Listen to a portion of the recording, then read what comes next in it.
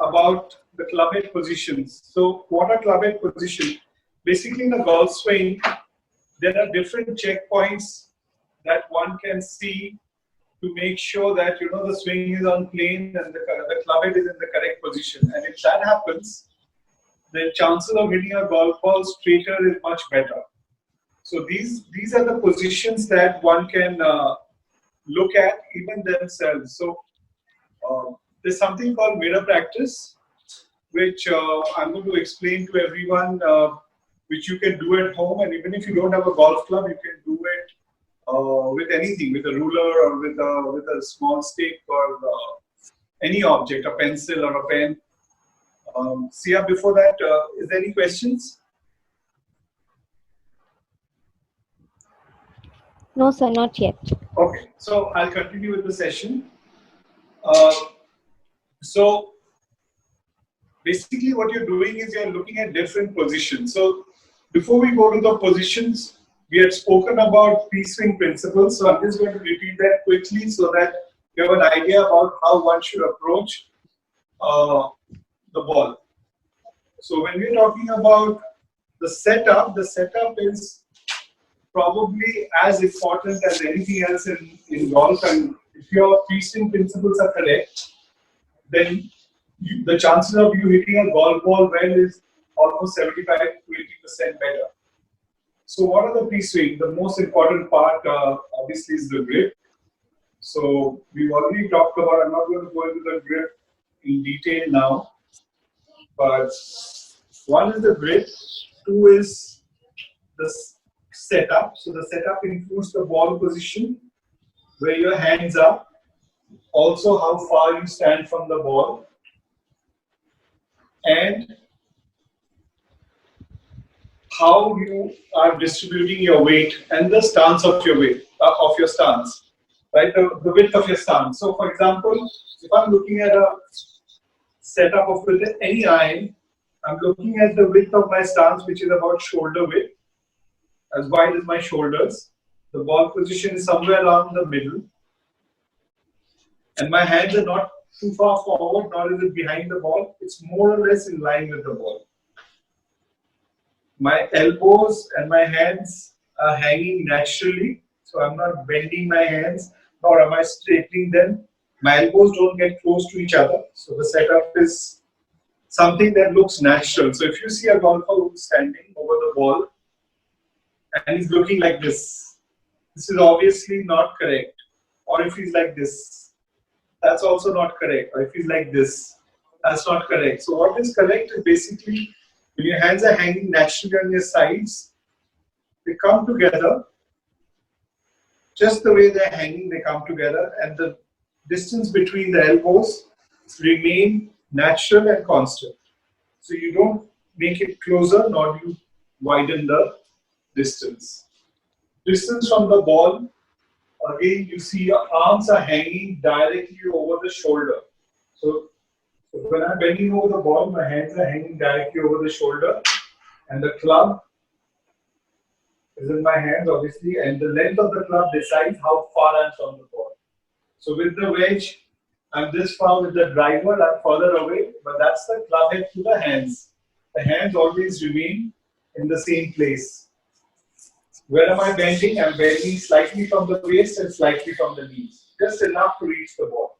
So I don't bend too much, nor do I bend forward too much. I just bend a little from the knees, little from the waist. So that's my perfect setup. And even if I'm a beginner, I should be able to stand over the ball like a professional golfer. So when I'm standing over the golf ball, I should look like a pro. No one should be able to tell whether I'm a 36 handicapper or a scratch golfer. And that is how easy and how important the setup is. So the setup, the ball position, the grip, everything is in your control, and anyone from day one can have a perfect setup.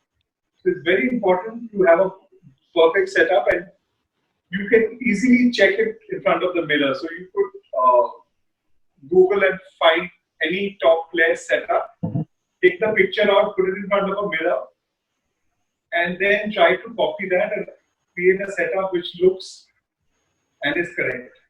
right? So now we're going to start with the club head position. So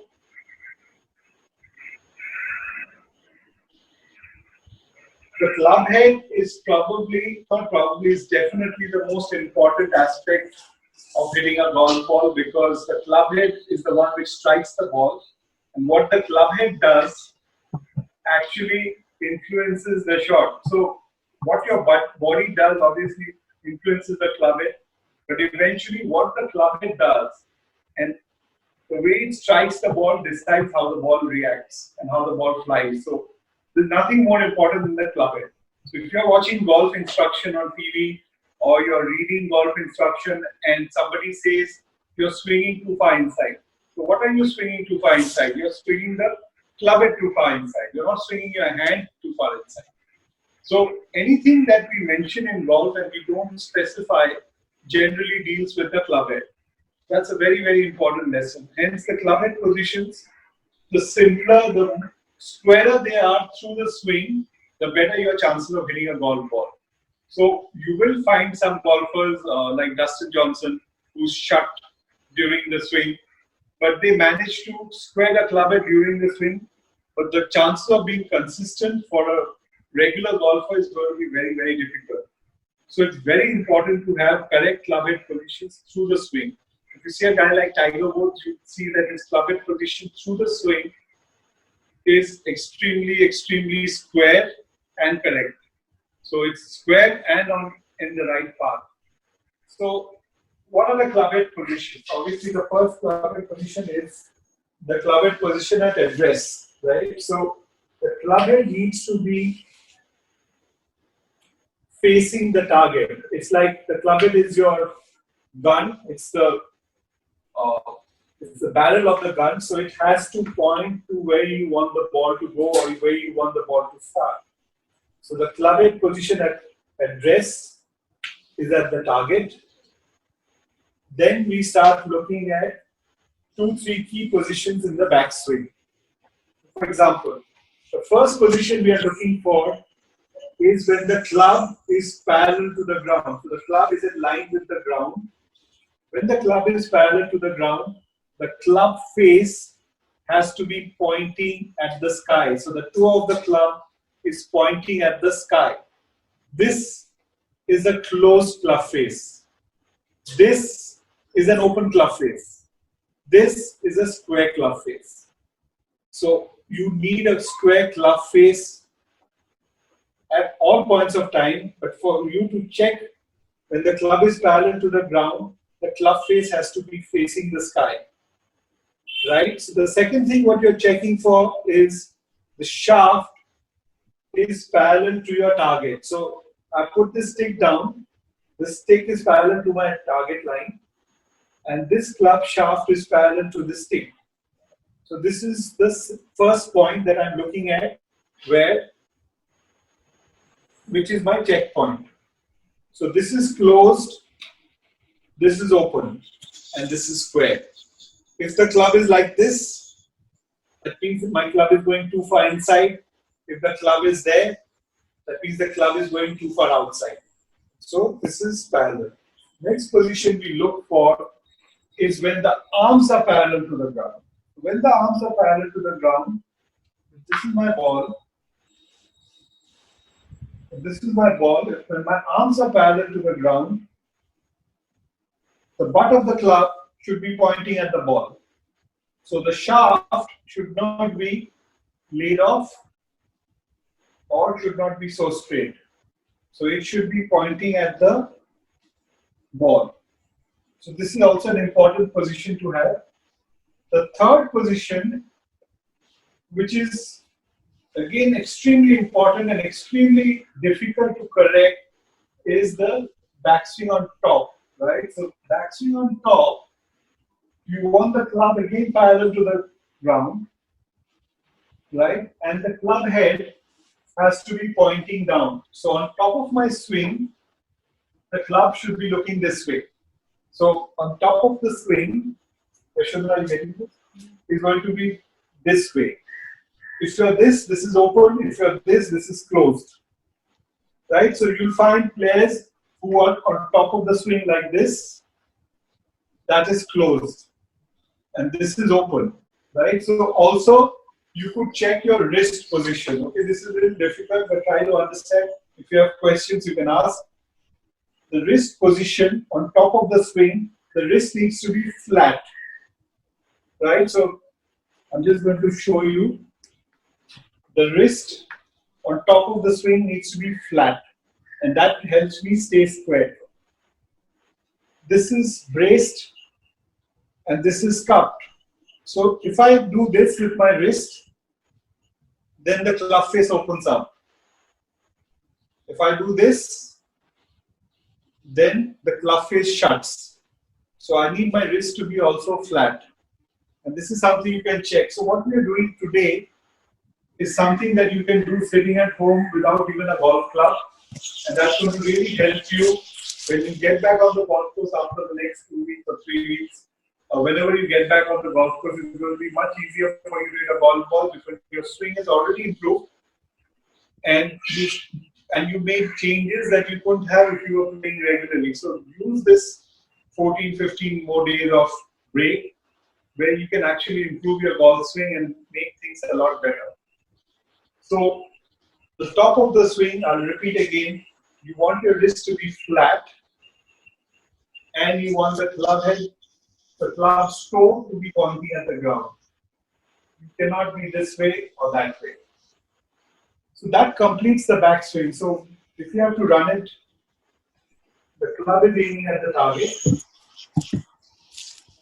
Here the shaft is parallel. The toe of the club is facing the sky. Then when I'm here, the butt of the club is at the ball. And on top, my wrists are flat. The club head is pointing downward. And that's an absolutely square position. If there are any questions, I will take the questions and then we can move ahead. There are 2 questions. First one, sir, can you show P1 to P8? Sorry? Can you show P1 to P8? Okay, I'm not too sure about the. We don't teach in the P1 to P8, but I think the next session that Tarun's going to do, he's going to show you. But I will show you the 6 different positions. We've already done 3. We are going to show the 6 different positions. I think it's the same thing, but we don't follow the P1, P2, P3 kind of position when we teach. But I will show all the positions moving forward also and coming down. So we would cover every single position that you want to look at. But I think that will answer the question. Next question. The next question, how should be the swing while hitting an approach shot of 120 yards to 100 yards? Okay, good question. So it depends on how far you hit your 120, what clubs you use to hit 120 to 100 yards. So if you're a professional golfer, then obviously you're hitting something like a pitching wedge or a gap wedge with a shorter swing. If you're a high handicap golfer who's not a very long hitter, you're hitting a 7-iron, 8-iron, 9-iron. So if you're hitting an 8-iron, 9-iron full shot, then it's a normal shot. But if you're a golfer who's hitting less than a full shot, then obviously you're making a swing which is shorter. So the best way to control distance is to reduce the length of your swing. So if this is my full swing, I would probably go 3/4 on my backswing and go through with the same rhythm. The second way you can reduce the distance and hit the ball shorter is to choke down on the club. So the shorter you hold the club, the shorter the ball is going to go. So if I choke down about an inch, inch and a half, I'm going to cut down 7-8 yards on my shot. And obviously the shot is also going to go lower. So that's how I can control the distance. Either I reduce the length of my swing. So I could have 2-3 different swings. I could say, okay, when my hands are parallel to the ground and I'm going through that much, with my sandwich, I'm going to hit it 60 yards. When my swing goes up till here and I go through with the same rhythm, I'm going to hit that 80 yards. And when my swing goes all the way up, I'm going to hit it 100 yards. So I could have about 2 different distances where my hands travel. to give me 2 or 3 different distances with the wedge, and then I could choke down different amount to also change the distances. So by doing that, you can get with 3 different swings, you could get about 6 different distances. So that's one way of controlling the distance with your wedges. Any other question? Yeah, there's one more question, sir. Does the follow through depends upon the length of the backswing? Very good question. It can vary. It can depend. It can depend on many factors. One is what your rhythm is like. So if you have a quicker rhythm and if you're coming down quicker on the ball, then the follow through could be longer. But basically, it's just like a pendulum. So you take it back and you release it. Wherever it finishes, that's how much the follow through generally goes. But if you're hitting a punch shot, then obviously you stop the follow through. If you just want to go through, then it's a fake follow through all the way up. If it's a half shot, but generally you would want the follow through to go as far as the club goes. So more or less, the length of the backswing does decide on how far the follow through go, but it will also depend on how fast you're swinging down. Because if the momentum is more on the way down, then obviously the follow through would get extended unless you stop it. Any other question? Otherwise, I'll go through the positions. No. Sir, there's one question from Shaurya Bhatnagar. Sir, do you recommend me to use an arm lock putter? Definitely not. I mean, if you're a youngster, if you're 10 years old, 11 years old, 9 years old, 15 years old, 18 years old, you don't want to go into all these unconventional clubs because it doesn't really make sense. You know, these kind of clubs are for older people who had a history of putting badly, who have mental blocks, and they have some kind of an issue with putting. For a 10-year-old to look for such drastic steps is not recommended. So definitely go with a normal putter, just putt normally, be fearless, and you will be fine. Putting, when it comes to arm lock putters and things like that, it's 90%, 99% of the time it's because of the negativity you have in your mind. So if you don't have any negativity, you can just go with a normal putter, and especially if you're a youngster, don't even look at that option. Is there any other question? Otherwise, I'll move in. I can take one more question before I move. One more question is there. Do we have to keep same arc for every swing? So the reason why you have 14 golf clubs, you have 14 golf clubs in your bag. Let's take the putter out. So you have 13 golf clubs in your bag. And the reason why you have 13 golf clubs in your bag is that you want to make the same swing and get 13 different results.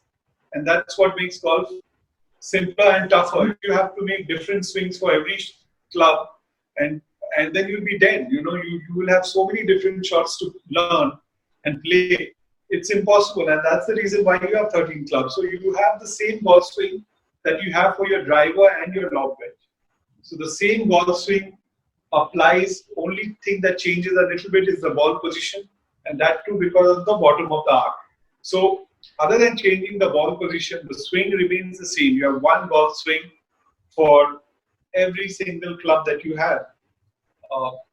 Before I take any more questions, I'm just going to go through the positions. So the way we teach and the key positions, I've spoken about the backswing. So I'm going to do it face on. So the first position is when my club is here, parallel to the ground. Right, the toe of the club is facing the sky, and this is parallel to my target line. Put the target line. So this is parallel to the target line and parallel to the ground. The next position, which is here, my arms are parallel to the ground. Now, there are different schools of thought. There is one school which says that you don't cock your wrists early, someone like a Tiger or a Jack Nicklaus, and the club is more or less in line with your hands. That's a late wrist cock. So you get a longer arc and a wider arc.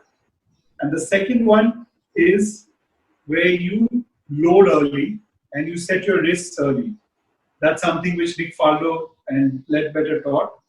So this probably makes the arc a little narrower, shallower, and not shallow, sorry, a little lesser.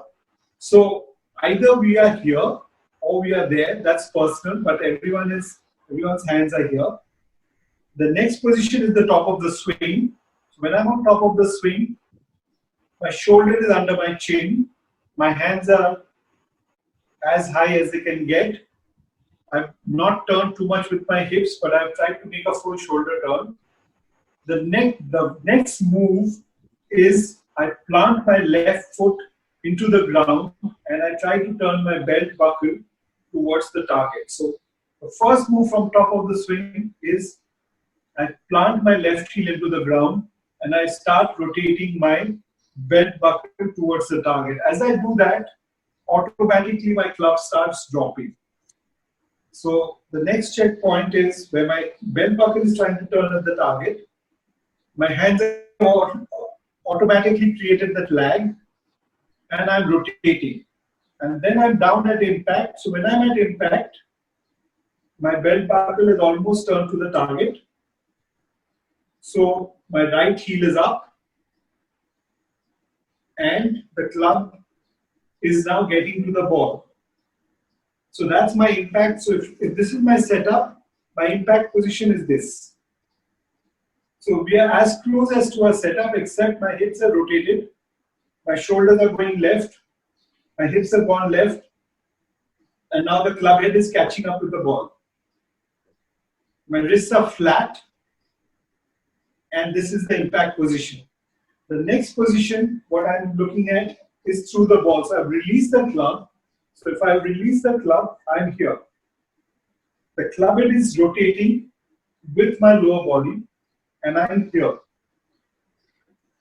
The next position is obviously when my hands are here, so I'm not flicking the club. So I would want to be here.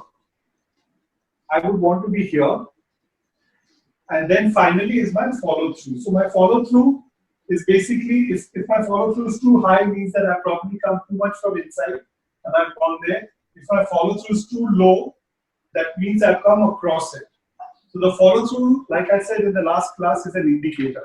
The follow through actually doesn't really matter, but it definitely indicates what you've done and how you swung. So if my follow through is here, that means I've gone a little across. If I've got chicken wings, that means I've come way over the top. So I've come this way and my elbows. So, you may have your caddy telling you that you're breaking your left hand, keep it straight. And you're working on trying to keep it straight. It will never happen. Because the cause is the backswing. If you swung too far inside, that's why you come across it. And that's the reason why you have the chicken wing. So there is no way you can extend the left hand forward when your swing direction is coming inside. Right? So the follow through, you're pretty much in the box. So if I drew a box where my backswing is, if I drew a box here, my follow through would end up in the same box. My follow through would not be anywhere higher or lower than that box. And that is exactly what you're looking for. So you're at your address position. I think that answers your 8 positions. If you're at your address position, then you're on top of your swing, you create the box and your follow through, you end up in the box.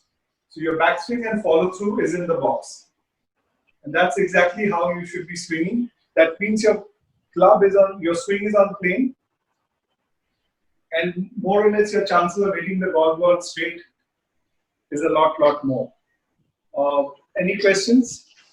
Yes, sir, there are few questions. How long should we bend our knees while taking a stance? How much? How long? How low, sir? How low? We bend the knees. How low should we bend our knees while taking a stance? Okay, so we bend our knees. I'm standing straight, right? Ideally, I would love to hit a golf ball when I'm standing straight. But what happens is if I want to stand straight and hit a golf ball, I can't reach the ground. So to reach the ground, I have to bend. If I only bend for the knees, then my weight gets behind. If I only bend from the waist, my weight gets in front. So the correct way to bend is to just loosen the knees so that the knees are slightly bent, and then you bend from the waist equally till you reach the ground. So you bend little bit from the knee, little from the waist, and keep bending till you reach the ground. So this is as much as you need to bend to get to the ball. So it's very little from the knees, very little from the waist. Most golfers, especially club golfers, bend way too much because they feel they need to bend to hit a golf ball. You only bend enough to reach the ball. You don't bend for the sake of bending. So definitely don't bend too much. Just bend enough to get to the ball. Next question. Next question is from Amandeep sir. How to avoid a laid off club position? Okay, so what is a laid off club position? So for golfers who don't know what a laid off club position is, when the club head is pointing left of the target for a right-handed golfer. So one of the reasons for a laid off club position is when the hands move out. So the more your hands move out, the club head tends to go inside. So a lot of times I have made that mistake that I thought my swing was going too far inside, so I had to swing out. So when I'm going to swing out, what I'm doing is I'm pushing my hands out. And when I push my hands out, the club kind of falls over. That's one reason. If your swing is going too far inside, that could also be a cause of laid off position. So these are the two main reasons why. If your hands are going too far outside, the club goes inside and the club gets off. Or if the wrists rotate. So if your wrists rotate this way, then also you can get laid off. So this is a little bit of a personal question. So there could be 5 different reasons, 10 different reasons why you're getting laid off. But for a good player, if his hands are going out, the club head is always going inside, and that's what causes mainly a laid off position. Okay, next question. The next question. Could we have some drills for smoother weight shift in this session or some other? So for correct weight shift, so weight shift, like I had mentioned before, I want to mention again, the weight shift or the weight transfer is nothing but a rotation. So when we are talking about weight transfer forward, we're looking at the rotation, right? So when I'm going to rotate, if all of you who are watching, if you stand up, right? I would like you to stand up. If you're sitting on a chair, just stand up and put your weight equally on your left and right foot, right? So you balance yourself equally. All I want you to do is turn right. If you're a right-handed golfer on your backswing, the moment you turn right, you will see that there's more weight on your right foot than your left foot. And then if you turn left, and I want you to turn as much so that your belt buckle is towards your target, you will see the entire weight has gone onto your left side. So if you rotate correctly, the weight transfer happens by itself. Now, some people who tend to stay on their right side, I've found that swinging on a downslope helps. So you're swinging on a downslope and you kind of almost forced to get on your left side. That helps. But the reason why a lot of golfers don't transfer their weight and they actually stay back and scoop the ball is because you're used to playing sports like cricket, tennis, hockey. The equipment in all these sports is flat. It doesn't have a loft. The tennis racket doesn't have a loft. The cricket bat, it's got a little bit of a curve, but virtually flat. So is the hockey stick. So even if it has a loft, it won't be more than 2-3 degrees. The golf club has a loft. So when you hit a ball with an equipment which has no loft, you will always tend to hit it up if you have to get the ball up. So you will have to lean back to hit it up.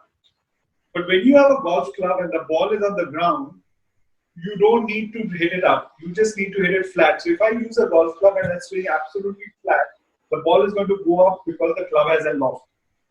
So weight transfer happens because a lot of times subconsciously we are trying to hit the ball up. So the weight transfer doesn't happen and you're kind of scooping the ball. So you need to hit the ball flat as though you're driving it along the ground and the loft of the club takes care of the ball going up. Other questions here? Yes, sir. Should we change our body position according to the slope? Yes, we can. I mean, we should. Uh, there are times when on a downslope and you want to hit a high shot and you're a very skilled golfer, that's different. But on a general rule, we should align with the slope. So if I am on a slope where the ball is going downhill, I would want the entire body to set up along the slope. So my setup will be like this, with the right foot obviously being higher. And if I'm on an upslope, then I'm setting up with the slope. So the entire setup, instead of being like this, will be with the slope depending on how severe the slope is. So if the slope is going at this angle, the entire setup is at that angle. And the ball position changes. So if I'm on an upslope, the ball position goes forward. If I'm on a downslope, the ball position goes backward. And that's because the bottom of the arc hits the ground at that point. Okay, next question. Okay, so we are already half an hour into the session and we have 3 questions now. Okay. Is the left hand lower or the right? Is the left hand? Lower or the right? I haven't got the question, so the person can ask again. If you're Yeah. a right-handed golfer, obviously the right hand is lower than the left because it's under your left hand. But I think maybe you can rephrase the question and ask so I can reply. Can I have the next question? The next question, will I twist our hip in my backswing?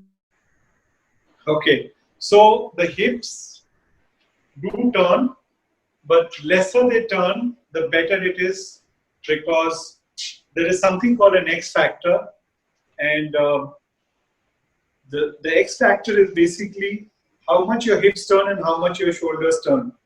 So we've got a gadget called the KVS which actually measures it, but the basic idea is that if my hips turn 15 degrees and my shoulders turn 30 degrees, then I've actually turned 15 degrees. So bigger the difference between your hip turn and your shoulder turn, the more tighter your coil is and the faster you can release. So very long hitters have less hip turn and more shoulder turn. A lot of golfers who are weak and physically not strong enough, their hip turn and shoulder turn, the difference is very less. So the hips turn 45 degrees, the shoulders have gone only 60 degrees. So actually you turn only 15 degrees. The logic being, if I do this, you see my hip and shoulders have turned the same amount. But it is the difference between the hip and the shoulder turn that decides how much of a spring release you can create on the downswing. And that way you create much more power. So golfers who hit the ball really long, the difference between the hip turn and shoulder turn is a lot more. So the hips turn lesser, the shoulders turn more, and that's what creates, it's like a spring. You know, you have those tops which you rotate and then you release and it just starts spinning. So that's what it's all about. So the tighter your turn, the faster and quicker you can release, and you can just strike the ball with more power. Next question. Okay, so next question. At the top of the backswing, how do you know whether the club face is open or not? And please tell some drills to improve the position of the club face at that position. So that's who asked this question? Kabir Mehta, I think. Okay, so that's probably the toughest position to work on or to check. So to check what your club is doing on top of the swing is very, very difficult. Now, the best way you could probably check if your wrists are okay is if you can look for a flat wrist position on top. So you could wear a wristband or something and put a pen there and check if the wrist is flat there. But to check where your club head is on top of the swing is extremely tough. You could do it in front of the mirror. Just make sure that you don't swing and break the mirror which is in front of you. So you do this and you hit the mirror and you break it. So be very careful. If you're a youngster, you're going to get thrashed by your parents. So don't do that. But just make sure you have enough distance. But the best way for you to check yourself is do it either in front of a mirror or have someone record your swing from a little close so that you can get the hands and the club head on top of the swing. There's no other way. I mean, you could put a pen. The best you could do is put a pen on, or put a pen inside your glove also. So they think can you give me a glove? Yeah. Next question. Is it natural that if my ball is in the downslope and the ball contact is not good while hitting? Can you repeat it? Yeah. Is it natural that if my ball is in the downslope and the ball contact is not good while hitting? Yeah, it's natural because a downslope, hitting a ball from a downslope is the toughest shot to have. And you're hitting downward, your weight, the tough part of it is that your body center, it's very tough to keep your body center. So the body center tends to move forward. So when I'm on a downslope, it's very important that I try and reduce my weight transfer. I try to stay as stable as possible and try to make good contact. Anytime your lie is not normal and you have a hilly lie or a lie which is above, below, going down or going up, one of the key things is to try and maintain the body center and make good contact. So you focus more on contact than anything else. Coming to the top of the swing, if you're wearing a glove, you could put a pen inside your glove. You could put a pen inside the glove here in the wrist position. And then when you're on top, if your wrists are flat, you're fine. If you do this, then obviously it's going to poke into your arm. Or if you do this, that means your club is shut. So you could check with a pen and a glove. Okay. So the next question, is a 165-yard drive good enough for a 10-year-old? Okay, I think I've had this question before. Yeah, it's okay. 165 yards, so 165.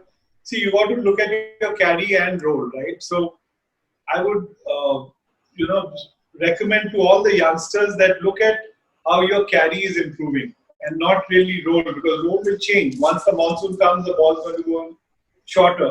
So for a youngster, 165 for a 10-year-old is okay. I mean, it depends really what your potential is. So, but 165 is okay. But is it 165 carry or carry and roll? You basically want to see how much your ball is carrying, and when once that the carry distance keeps getting better, that's when you know that you're hitting it longer and not the roll, because roll will depend on what kind of surface the ball is landing on. Okay. So the next question, you used to be the longest hitter in the country at one time. What were you doing well that gave you the club at speed? I really don't remember. I wish I did, but no. So I think I had a really I could generate a lot of club head speed. That's something that I've lost, and it's probably because I had a very strong core, and that's something that has obviously not been worked on over the years. So if you have a very strong core, and if you can generate a lot of speed, hand speed, you should be able to hit the golf ball longer. And that's something that I think I've lost a lot. And that's one area if I work on, I can get some distance back, because the equipment obviously is also now a lot better. But the ability to move the club head fast is something that a lot, your core matters. Your core matters a lot, and because that's what really generates that speed. So you may see some of these long hitters really fat and looking unfit, but they definitely have strong cores. So they definitely have strong core, and being strong physically will also help you hit the ball further, because to be able to maintain your positions and angles at 110-15 mile speed, you have to have strong body muscles which will support that movement without you going off and losing your balance. So strength and speed is extremely important if you want to hit the golf ball far. Okay. The next question, where is your torso aligned towards at impact? Where is your Torso aligned towards at impact? So, like I said, if you want to look at a impact position, right? My belt buckle is almost at the target. It's probably a few degrees right of my target. My shoulders have also opened up, and the club head is the last to reach the ball. So my hands are here, and from here, that's the release. So I'm more or less facing the target, and I've rotated. So if you look at it, okay. So if you look at the impact position for here, face on, you're here. So you're here. So the belt buckle is pointing there. This was my target. My shoulders have turned, and the club has just reached the ball. So this is the position I am at.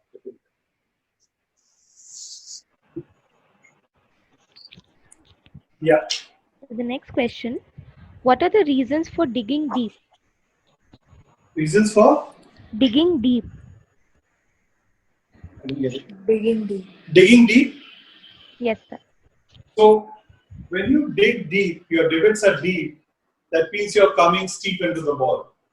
So you got to see why you got to get shallower into the ball. So one of the reasons why you come steep into the ball is when you start with the upper body. The downswing starts from the lower body rotation. So what happens is when I start the downswing with my lower body rotation, my hands drop and they tend to drop a little inside. And that's what causes a shallow angle of approach. If I started this downswing with my upper body, then the club would come across and would come steep into the ball. I'm exaggerating. It comes steep into the ball, and when it comes steep into the ball, I will dig into the ground. So the whole process is that the first move down should be the lower body starting, and the upper body just gets pulled down and then participates in the entire movement forward. So that's one of the main reasons why digging deep, why you dig deep. Okay. So the next question, where should I keep my ball position on a downslope? So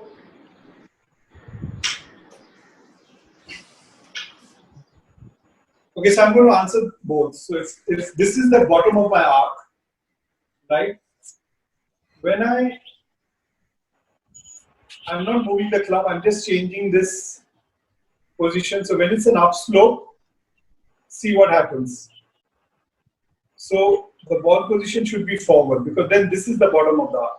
I was here when I did this. This gets the bottom of the arc. The same way, when this is here and I do this, this is not the bottom of the arc. This becomes the bottom of the arc. So on the downswing, on a downslope, the ball position moves back, and on an upslope, the ball position moves forward. So we move the ball position when you're on an upslope or a downslope.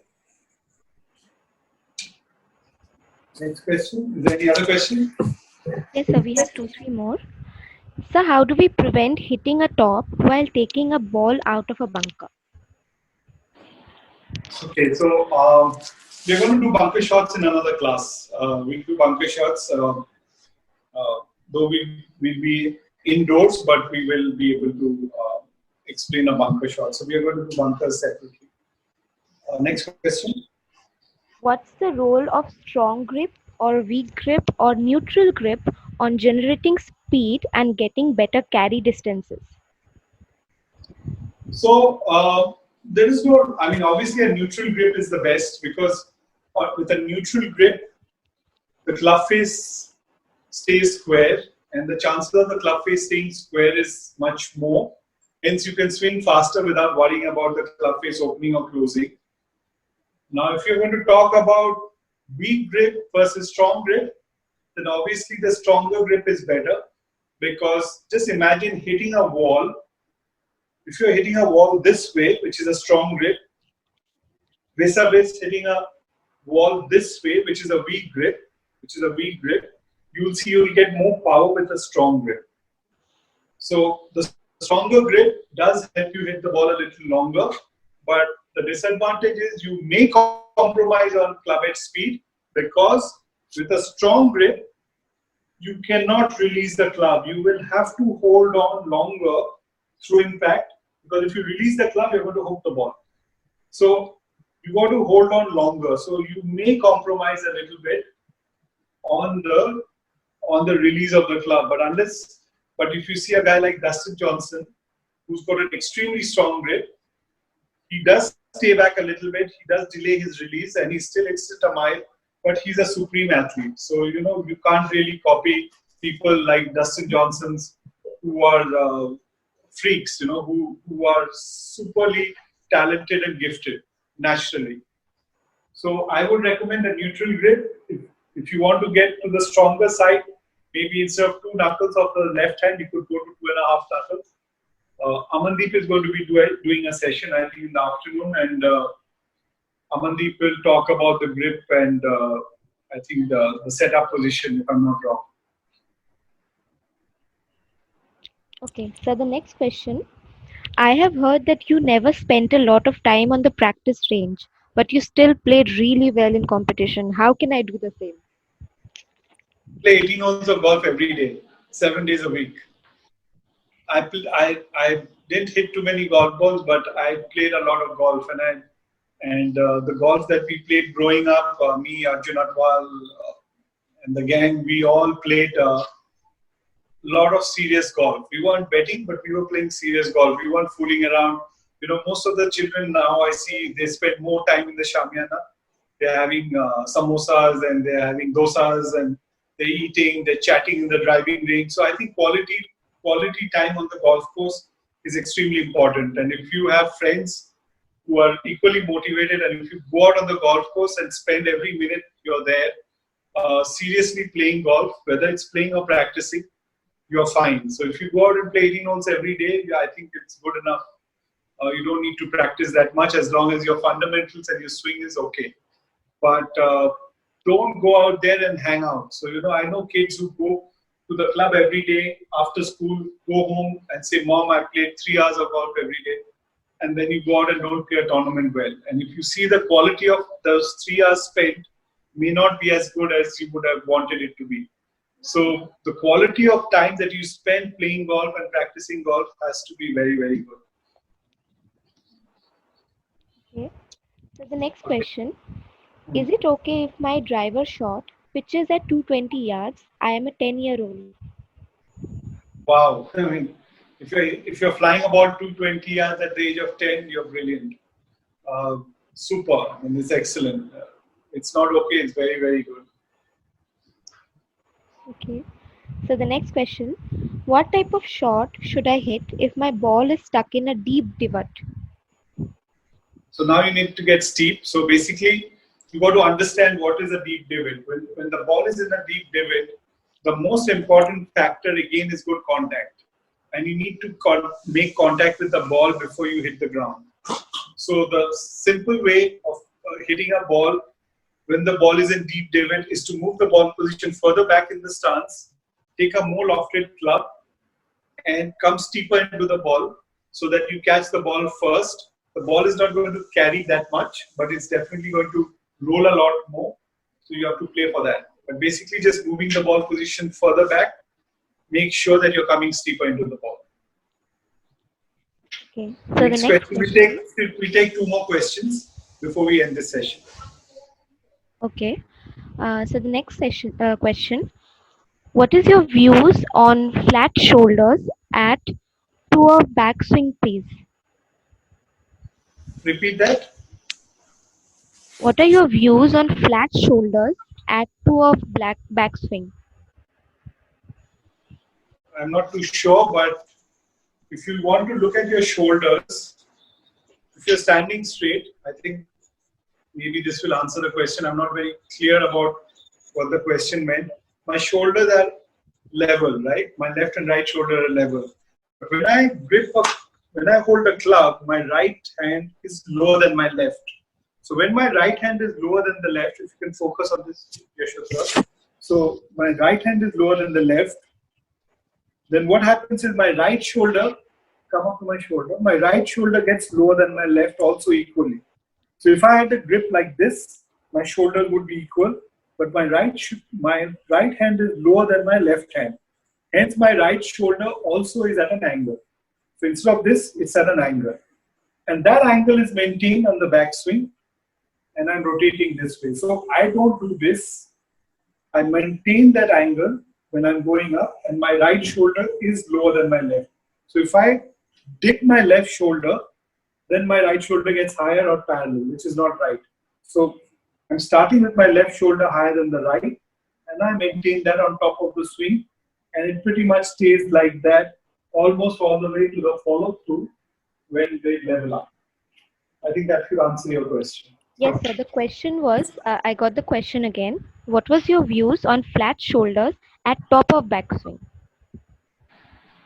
Okay, so I think That that was the answered the question. question anyway. So at the top, my left shoulder is higher than my right anyway. So only if I pick up the club this way, then does my right shoulder catch up and we level up, or the right shoulder gets higher. So it's all got to do with the setup. So if your setup is correct and you go along the plane, your shoulder position will also be correct, and it's not going to get there. So your right shoulder is, when your right arm is bent, the right shoulder obviously is in the correct position. So you don't need to worry anything beyond that. Okay. So there's one last question. How do you reduce the spin rate on the driver? How do you reduce the spin rate? Yes, sir.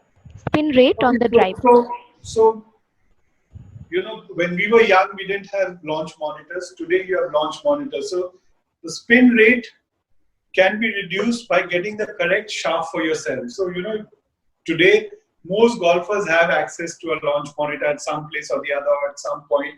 Most fitters, I know Callaway does the fitting with launch monitors, and they regularly do club fitting in Calcutta, and I'm sure they do it in other cities also. So you could go and get yourself fitted with different shafts and different lofts of drivers, and you could see what works the best for you. But thumb rule is that the steeper you come into the ball, the more spin you're going to generate. So if you can hit the golf ball more on the upswing and shallower, then the spin is going to be lesser. So have the tee higher. If you think you're putting too much spin on the ball, try to tee up the ball higher, move the ball position further back, almost to your left toe, and then try to hit the ball flatter instead of coming into the ball steeper. And I think that will automatically reduce the spin and help you hit the ball with less spin and more carry. Okay, we can take one more question.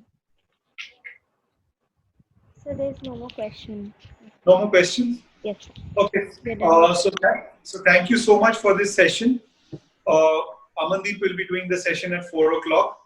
And I just wanted to put out to everybody out there that, we run a charity where we help underprivileged children with their meals. And this is a really tough time.